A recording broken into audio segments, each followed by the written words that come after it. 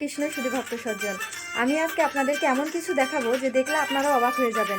আর আমার জীবনে যদি বলেন যে আর কিছু পাওয়ার আছে, তাহলে আমি বলবো যে আমি যতটুকু পেয়েছি ততটুকুতেই আমি হ্যাপি। কারণ আমি যে ভিডিওগুলো বানাই সেগুলো সাধারণত বড়রা বুঝবে বা বড়দের জন্য, আমি কিন্তু ছোটদের জন্য তেমন কিছু করি না। কিন্তু এই যে ছোট ছোট কিছু ভক্ত বা ছোট ছোট কিছু মাতাজি বা প্রভুদের যে আমি ভালোবাসা পাই, সেটা আপনারা দেখলে নিজেরাই অবাক হয়ে যাবেন। আগে ভিডিওটা দেখুন, তারপরে আমি পরবর্তীতে কথা বলছি।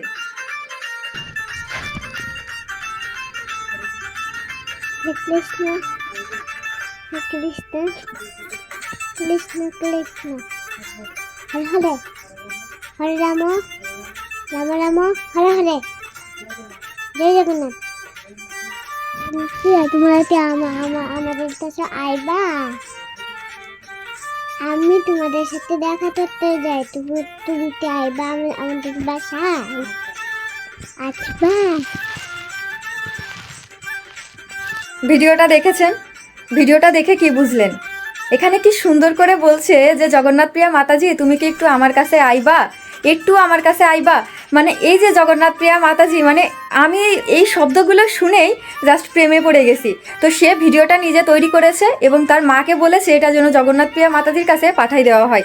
এরকম আমার অনেক আছে যারা আমাকে এরকম এতটা ভালোবাসে, এবং তাদের বয়সে এমন আমি দেখেছি যে 3-4 বছর, অর্থাৎ তাদের কিন্তু বুদ্ধি হয়নি, কিন্তু তারপরেও নাকি আমার ভিডিও না ছেড়ে দিলে তারা নাকি খাবার খায় না।